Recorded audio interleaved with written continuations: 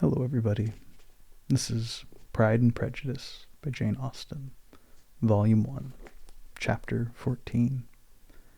During dinner, Mr. Bennet scarcely spoke at all, but when the servants were withdrawn, he thought it time to have some conversation with his guest, and therefore started a subject in which he expected him to shine, by observing that he seemed very fortunate in his patroness.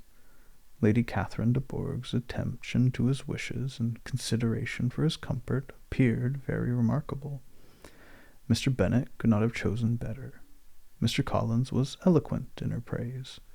The subject elevated him to more than usual solemnity of manner, and with a most important aspect he protested that he had never in his life witnessed such behaviour in a person of rank, such affability and condescension as he had himself experienced from Lady Catherine. She had been graciously pleased to approve of both the discourses, which she had already had the honour of preaching before her. She had also asked him twice to dine at Rosings, and had sent for him only the Saturday before to make up her pool of quadrille in the evening. Lady Catherine was reckoned proud by many people he knew, but he had never seen anything but affability in her. She had always spoken to him as she would to any other gentleman. She made not the smallest objection to his joining in the society of the neighbourhood, nor to his leaving his parish occasionally for a week or two to visit his relations. She had even condescended to advise him to marry as soon as he could, provided he chose with discretion, and had once paid him a visit in his humble parsonage, where she had perfectly approved all the alterations he had been making, and had even vouchsafed to suggest some herself, some shelves in the closets upstairs. "That is all very proper and civil, I am sure," said Mrs. Bennet, "but I dare say she is a very agreeable woman. It is a pity that great ladies in general are not more like her. Does she live near you, sir?" "The garden in which she stands, my humble abode, is separated only by a lane from Rosings Park, her ladyship's residence." "I think you said she was a widow, sir?" "Has she any family?" "She has only one daughter, the heiress of Rosings, and of very extensive property." "Ah!" cried Mrs. Bennet, shaking her head, "then she is better off than many girls. And what sort of young lady is she? Is she handsome?" "She is the most charming young lady indeed. Lady Catherine herself says that in point of true beauty Miss de Bourgh is far superior to the handsomest of her sex, because there is that in her features which marks the young woman of distinguished birth. She is unfortunately of a sickly constitution, which has prevented her making that progress in many accomplishments which she could not otherwise have failed of.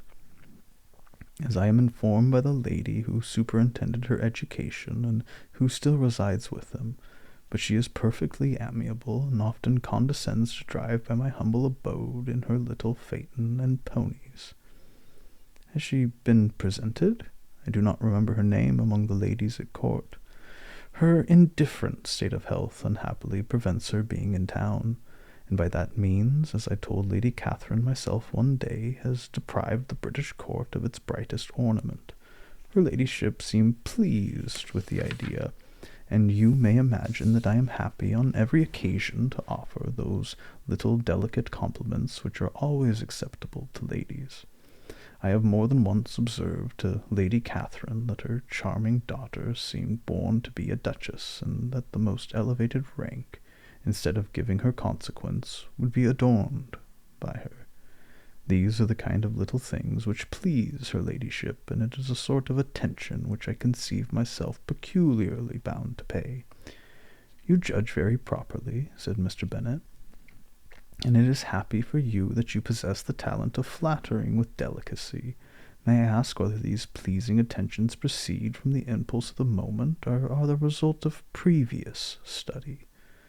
"They arise chiefly from what is passing at the time, and though I sometimes amuse myself with suggesting and arranging such little elegant compliments as may be adapted to ordinary occasions, I always wish to give them as unstudied an air as possible."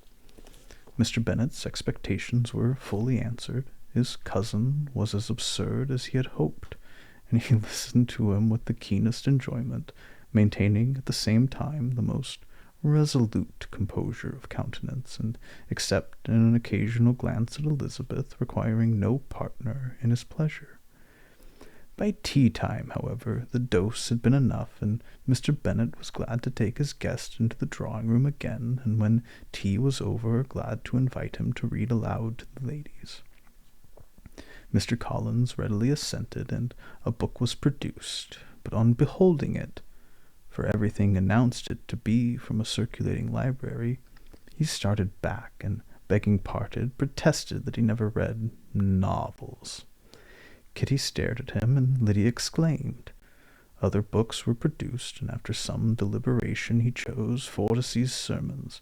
Lydia gaped as he opened the volume, and before he had, with very monotonous solemnity, read 3 pages, she interrupted him with, "Do you know, mamma, that my Uncle Phillips talks of turning away Richard, and if he does, Colonel Forster will hire him? My aunt told me so herself on Saturday. I shall walk to Meryton tomorrow to hear more about it, to ask when Mr. Denny comes back from town." Lydia was bid by her 2 eldest sisters to hold her tongue, but Mr. Collins, much offended, laid aside the book and said, "I have often observed how little young ladies are interested by books of a serious stamp, though written solely for their benefit. It amazes me, I confess, for certainly there can be nothing so advantageous to them as instruction. But I will no longer importune my young cousins." Then, turning to Mr. Bennet, he offered himself as his antagonist at backgammon. Mr. Bennet accepted the challenge, observing that he acted very wisely in leaving the girls to their own trifling amusements.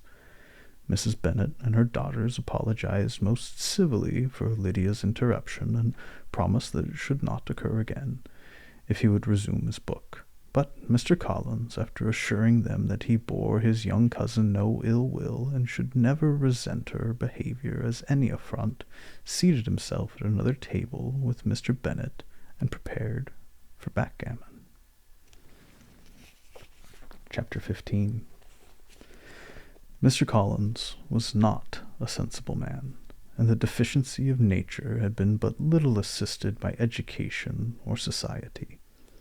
The greatest part of his life had been spent under the guidance of an illiterate and miserly father, and though he belonged to one of the universities, he had merely kept the necessary terms, without forming at it any useful acquaintance.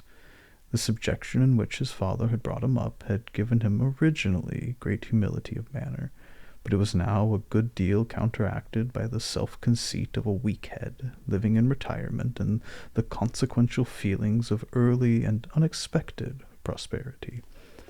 A fortunate chance had recommended him to Lady Catherine de Bourgh when the living of Hunsford was vacant, and the respect which he felt for her high rank, and his veneration for her as his patroness, mingling with the very good opinion of himself, of his authority as a clergyman, and his rights as a rector, made him altogether a mixture of pride and obsequiousness, self-importance and humility. Having now a good house and very sufficient income, he intended to marry, and in seeking a reconciliation with the Longbourn family, he had a wife in view, as he meant to choose one of the daughters, if he found them as handsome and amiable as they were represented by common report. This was his plan of amends, of atonement for inheriting their father's estate, and he thought it an excellent one, full of eligibility and suitableness, and excessively generous, as disinterested on his own part. His plan did not vary on seeing them. Miss Bennet's lovely face confirmed his views, and established all his strictest notions of what was due to seniority, and for the first evening she was his settled choice.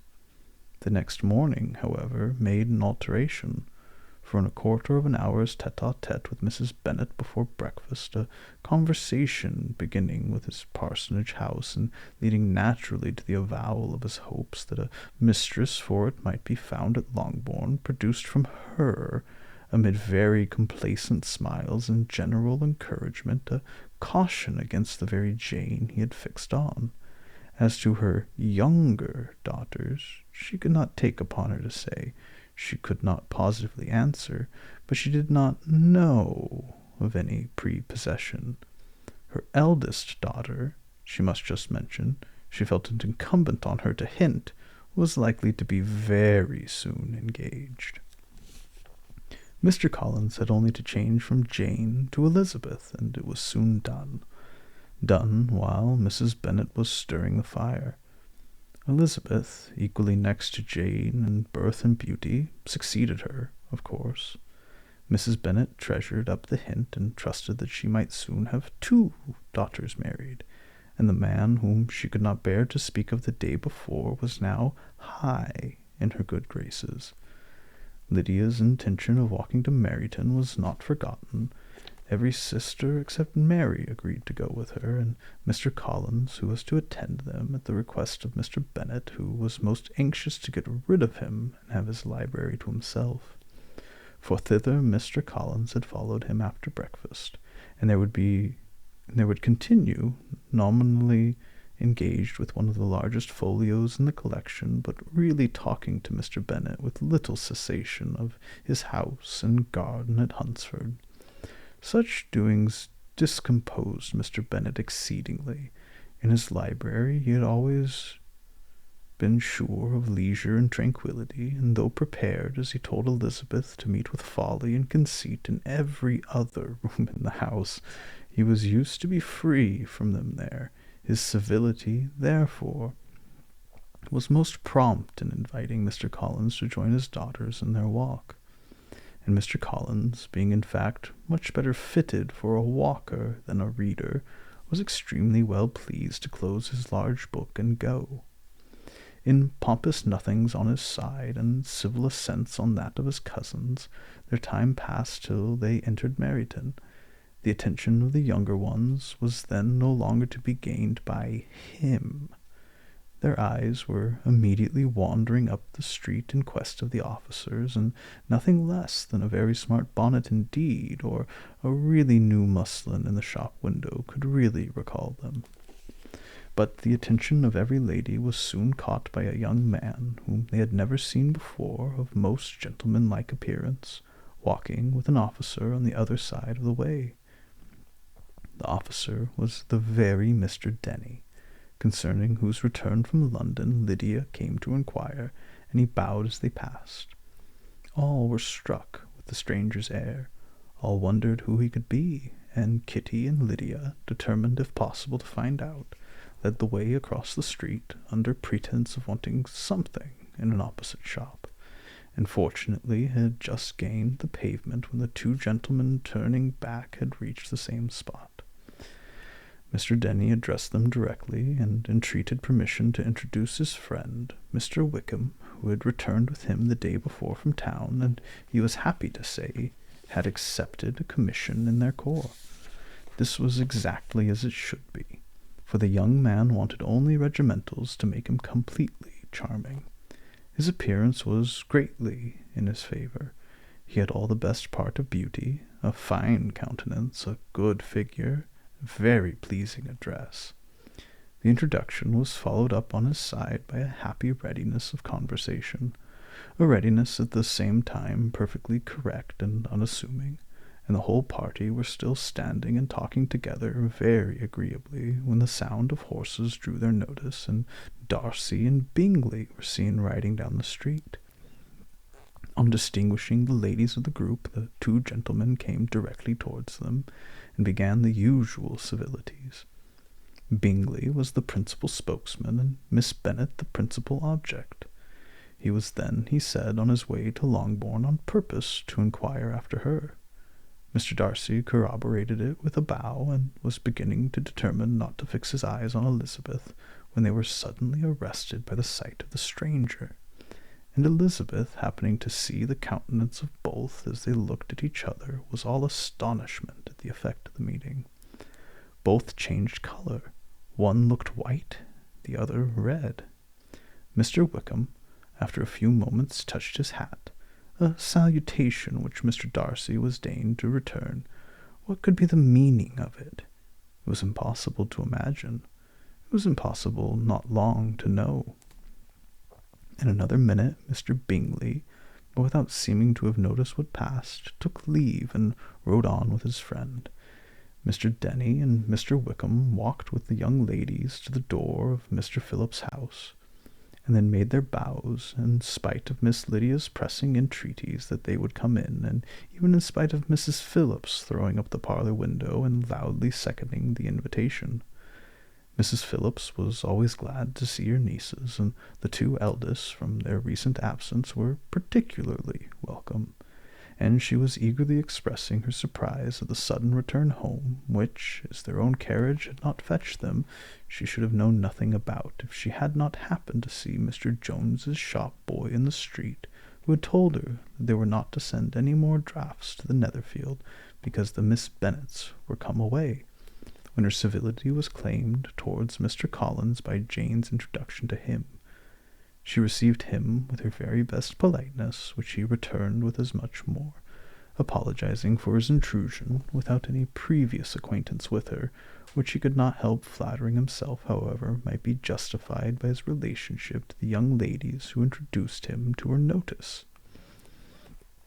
Mrs. Phillips was quite awed by such an excess of good breeding, but her contemplation of one stranger was soon put to an end by the exclamations and inquiries about the other, of whom, however, she could only tell her nieces what they already knew, that Mr. Denny had brought him from London, and that he was to have a lieutenant's commission in the shire. She had been watching him the last hour, she said, as he walked up and down the street, and had Mr. Wickham appeared, Kitty and Lydia would certainly have continued the occupation, but unluckily no one passed the windows now except a few of the officers, who in comparison with the stranger were become stupid, disagreeable fellows.